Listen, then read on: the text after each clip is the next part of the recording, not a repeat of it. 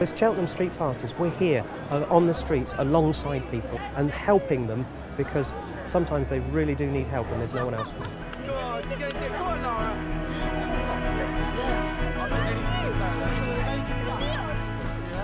We're out on the streets being servants of Christ on the streets, but not preaching, not taking the Bible to people, but being alongside them and helping them when they get into troubles, especially in the middle of the night when they've had a few beers. Quite a lot of the time they're very disoriented, they're a bit lost, they may have run out of money, trying to find their way home, and we're there for them. Yeah? They may have fallen down, we're there, we're next to them and help them in that way. There's a number of ways that we do help them, as well as actually cleaning up, sweeping up glass and bottles to prevent injuries and stuff like that. We managed to get 21 people who volunteered and came forward to do this initially, which allowed us to put out 3 teams. So once every 3 weeks on a Saturday, the team comes out. We work in pairs, 4 people go out, 2 pairs, and we help each other and keep each other safe on the streets by keeping an eye on each other. But we're there to talk and to be alongside people as we're walking down the street. A couple of the guys have just gone in to get a cup of coffee. We met a homeless guy down on the street, and we just want to give him something to drink, just to warm him up a bit. So that's the sort of thing we do, really. We're out here just helping people. We can give them bottles of water, or perhaps a space blanket if they're really cold, or flip-flops if the girls are wearing high heels and they just can't walk at the end of the evening. Just give them some flip-flops and send them on their way. Prayer is fundamental. We start with prayer, we end with prayer in the shift, but actually back at base there's somebody praying for us all the time. We can text and we can phone back to that person in the base and say, we've got a person who's got a trouble and they're concerned, please pray for them. They pray for those people and they pray for us, and we've got the power of prayer keeping us, buoying us up. It's our foundation.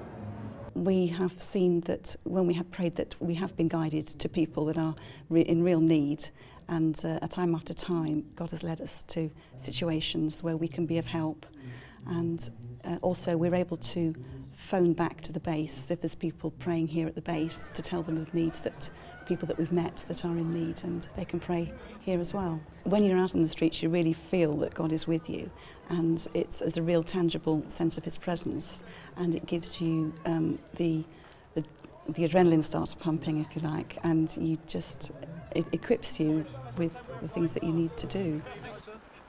For us, they're really good. They're coming around looking after people. Their presence is known. They come down and make themselves known, which is nice.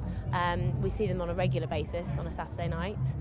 It'd be good to see them a bit more, actually. There are police around, but there's a lot of other things they need to be doing. And I think the Streetpastors do a great job in taking some of the pressure off them. Resources that would normally get tied up with a number of incidents where people are found to be intoxicated or have been victims of assault. Police resources would be tied up for some considerable time. The Streetpastors are available, they come and assist us, and often we can release staff to go and carry on with the work of dealing with frontline policing. They act as a sort of safety net, to pick up a lot of the vulnerable people that may be casualties from the nighttime economy. One night when I was on duty, it was a very cold night. I think the recorded temperature was -6, and as a result of the Streetpastors patrols in some of the alleyways and the darker corners of the town, they found 2 individuals that were asleep at about 2 o'clock in the morning that were quite clearly suffering from intoxication. Both of them were very cold, and as a result of, they were able to drag them out onto the main street. The police were called, and as a result of that, we were then able to get the ambulance. I would say that they helped save a life that night. As I say, it was freezing temperatures, and I have no doubt if the pastors hadn't have found those 2 individuals, nobody else would have come across them during the night, because they were squirreled away in a dark corner in a back alleyway of the town. My worst fears would have been that they would have been found dead in the morning.